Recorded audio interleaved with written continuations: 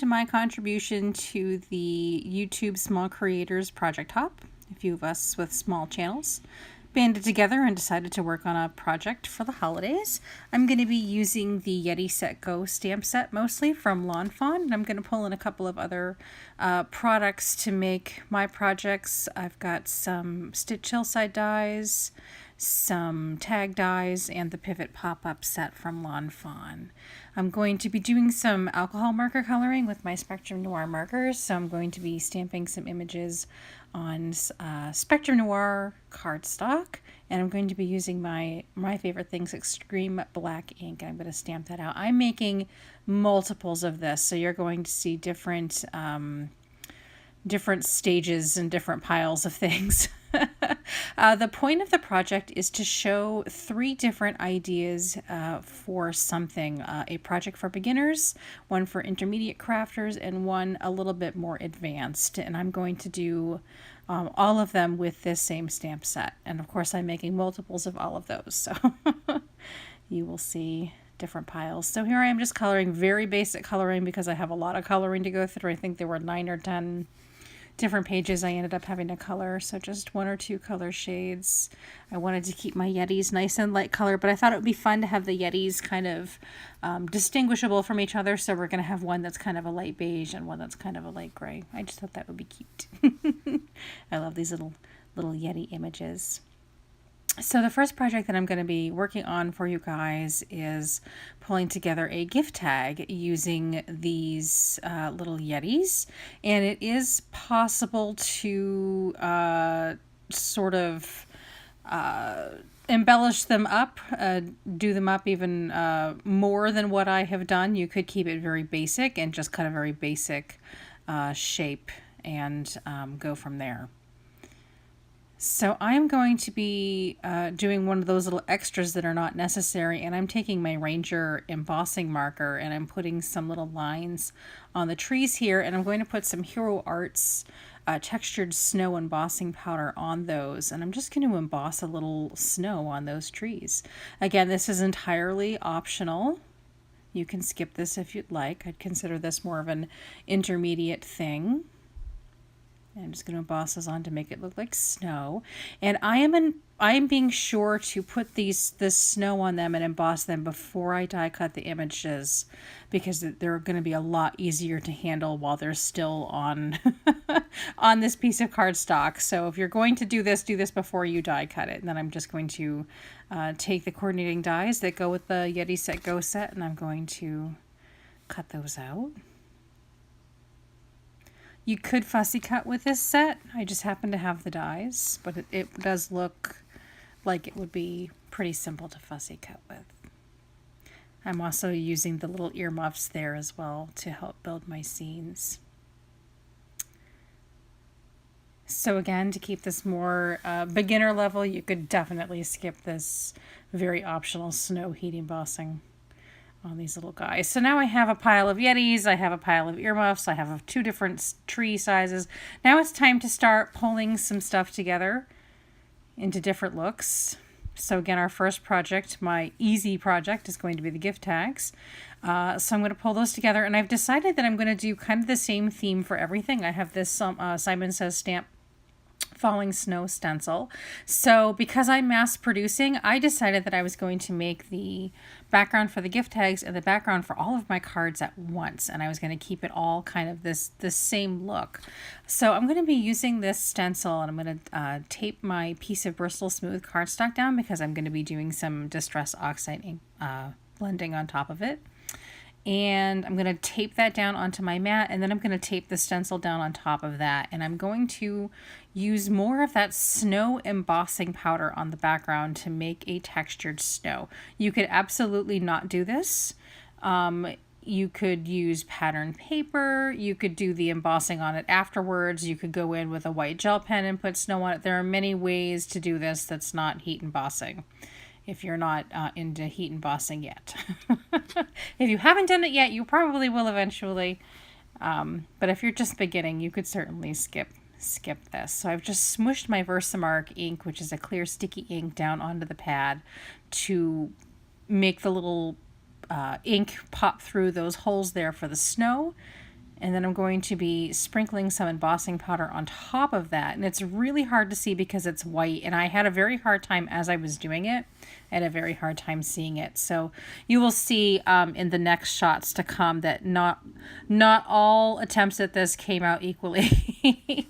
There are some that definitely came out better than others. And I'm hitting it with the heat tool to melt the embossing powder. And then I'm going to be doing the inking right over it. Just cleaning up a little bit. And I did mass produce, so I think I did only show maybe one of those as I was going through it and kind of skipped.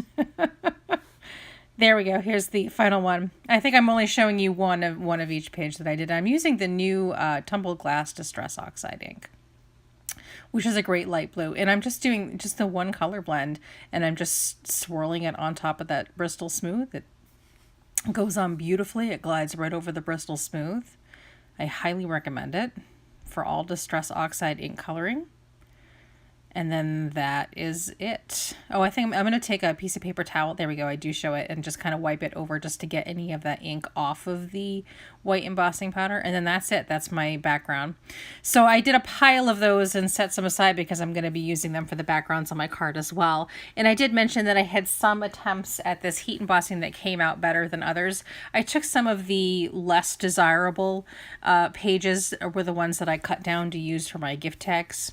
So I'm taking a stitched gift tag die and just kind of placing it onto my background there in a particular way so that I can get kind of the best piece out of it. And I end up getting 2 gift tags out of each piece of cardstock. I'm taking a piece of scrap glitter paper now, and I'm using some of those stitched hillside dies because I'm going to use the white glitter paper for a nice snowy little hill that my Yetis are going to stand on.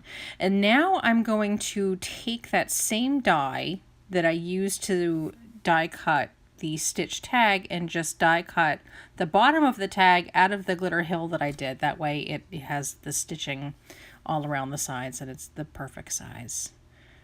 And just adhering the bottom. I happen to be using some Simon Says Stamp Craft tacky glue. You'll probably see me use a couple of different adhesives. This project probably took about a week. So you're seeing just every day I did a little bit more.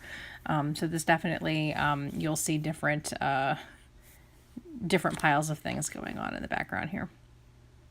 So the opposite side of my tag, I'm going to actually adhere 2 different gift tags together. One with that background snowy scene in the hill, and then I'm going to have this solid sort of lovely aqua is going to be the opposite side. And this side is the one that I'm going to be doing some heat embossing on just for a little bit of text. And I think I used the Yeti It's Cold Outside sentiment on the other side. So I'm just going to heat emboss that on the other side. Again, for a beginner's version of this, this is not something that you would have to do. This is entirely optional. You do not have to do a reverse side to your tag at all. It doesn't have to have any text. You could just handwrite to and from on the back, or handwrite your gift recipient's name on it.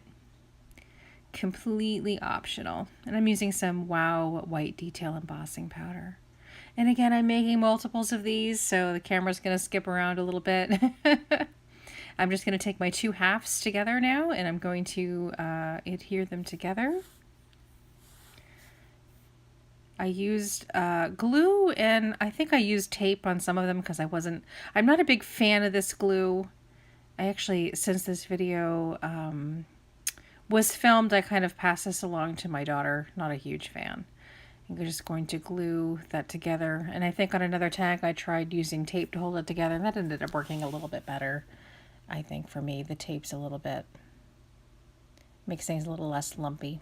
I'm going to put something heavy on top of that to let it dry as flat as I can get it to be. And now we're going to build the scene. So I already have the glitter hill up there. My background is already all snowy. So really, I just need to adhere my little Yeti to the scene. So I'm using, again, a combination of glue and tape to kind of just place these things. And I'm going to put the little trees and my little Yeti. And then I will put the earmuffs on top of the Yeti. And then that's it. It's really simple. Simple concept. And you could embellish it further, or you could scale it way back to do something a lot more simple. I love these little Yetis. They're so cute. We're not a religious family, so especially when it comes to my winter cards and winter greetings, I definitely gravitate more towards fun and cutesy. And I'm just using some jute string that I had in my stash and attaching them to the gift tags. And then that's it. I made a big pile of gift tags. I'll be using these for my Etsy shop this winter on the gift wrapping. If I have a gift wrapping option, if somebody makes a purchase, they have the option to order gift wrapping. So I'll be using those tags on those that purchase gift wrapping from me. So now we're going to move on and we're going to turn this same concept into a card. And this is sort of my intermediate level of this project. I already have the backgrounds made. You saw I did them at the same time as the tags. I already have the Yetis cut and colored and the trees are already heat embossed. So now I'm just kind of moving on and I'm making a bunch of different sentiment strips on that beautiful blue cornflower blue paper that I'm also going to use to mat my background on as well. So it sort of ties everything together in a really nice look. And I use the same Wow White Detail Embossing Powder.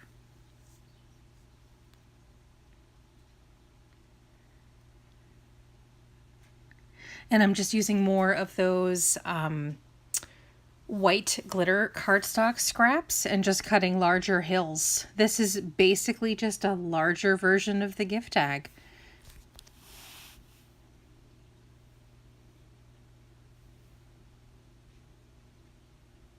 I was really pleased to use some of that glitter paper because I had it sitting in my stash for a while, and I think I used pretty much every last inch of it on this project, which is really exciting. So now I'm using some tape, some double-sided tape to adhere the cardstock hills that I had just cut to my card. And again, the card background is just more of those backgrounds that you saw me make and mount it on that cornflower blue paper. I did have a lot more footage with this for time. Of course, I cut that out. You all have seen me cut backgrounds and mount them and put them on cards. So this video straight without any real editing on it is well over an hour. So I did cut large chunks out of the video for things that you've already seen me do. So now I'm just building my scene. Each card I put together slightly differently. Something else that I do like to do, even if I'm mass producing, I like to do different, a couple of little different twists here and there. So just different tree placements depending on which way the hill was going. I did put 2 Yetis, one of each color, that light gray and that light beige, on there, and I kind of made them holding hands a little bit, and I have all those cute little sentiment strips that I could use. Basically, I kind of made it like a build your own card buffet, if you will, where all the bases were kind of the same, but then I could just build what I needed to do off of there. And I'm using my little Carl trimmer to cut my sentiments down. Sorry, something caught in my throat. It's probably rabbit hair. I'm lounging and our rabbit just hopped up and came over for some love, and now I'm probably choking on her hair. Her hair in the air. She's shedding this winter. Every day has been vacuum day.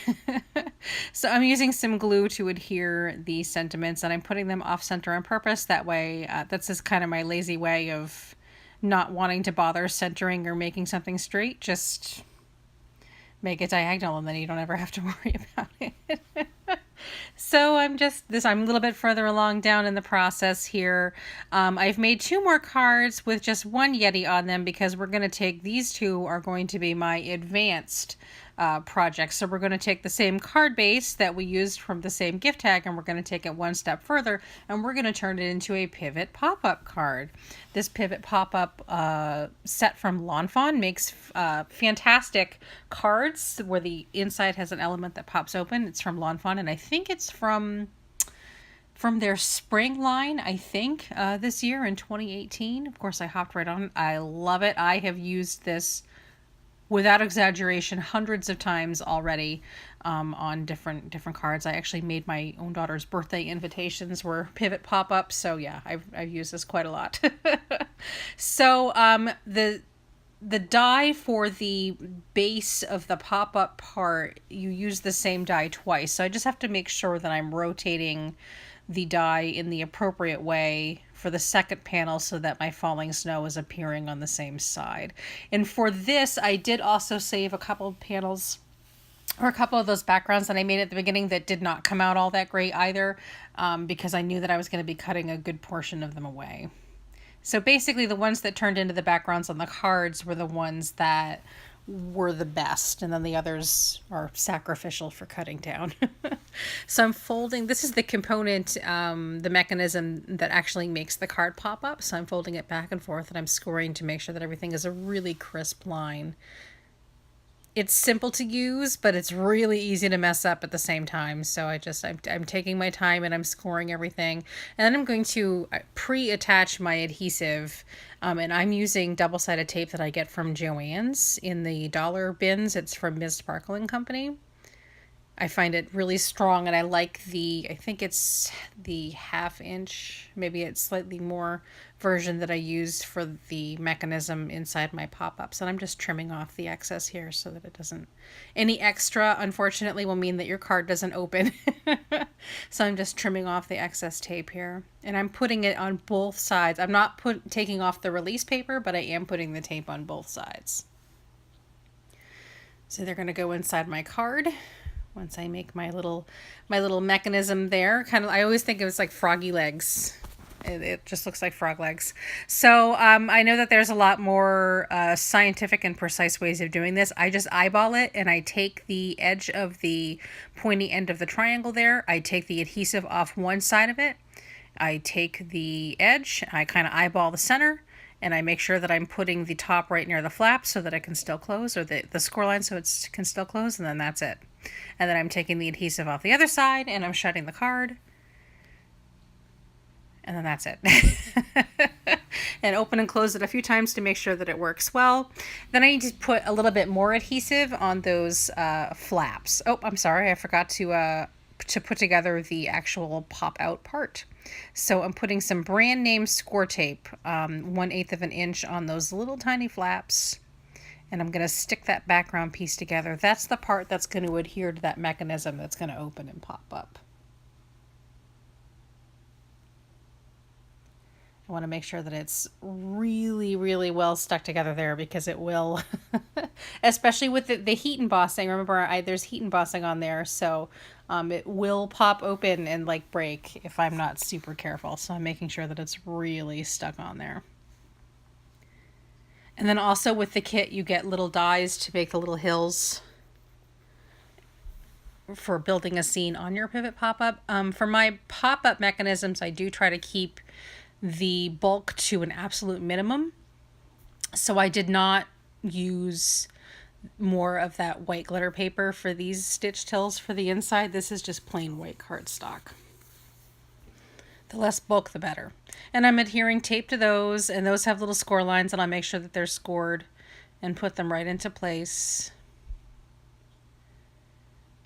on the inside. And then I'm going to, I'm not sure if I show it or not, take my bone folder, and I may have done it in between shots here, and really press down those score lines on that actual background component for the pop-up. I need to put some more adhesive, and I use that same thick tape from Joann's on those two flaps, and just line up my background on top of that, and that is what adheres it to the flap. And you got to play with the mechanism a couple of times to get it to go smooth.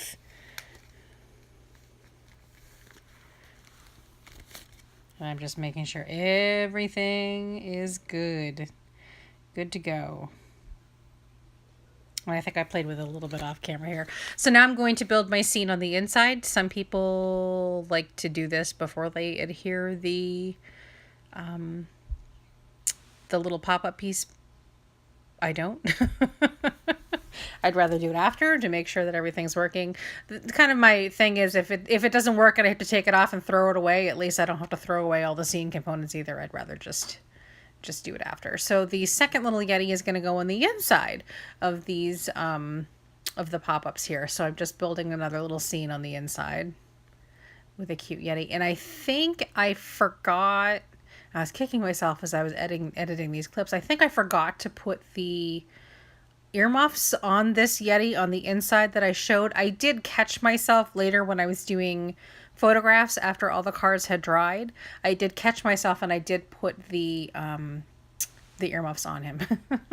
So there you go. Those are my 3 projects. The advanced with the pivot pop-up, the intermediate with the card, and the beginner's tag. And that is again using the Lawn Fawn Yeti Set Go. I hope that you have enjoyed. I'm going to have links to products down below and also links to the YouTube channels of the other contributors for the Small Creators YouTube Hop. I hope that you have a great day, and I will talk to you later. Bye!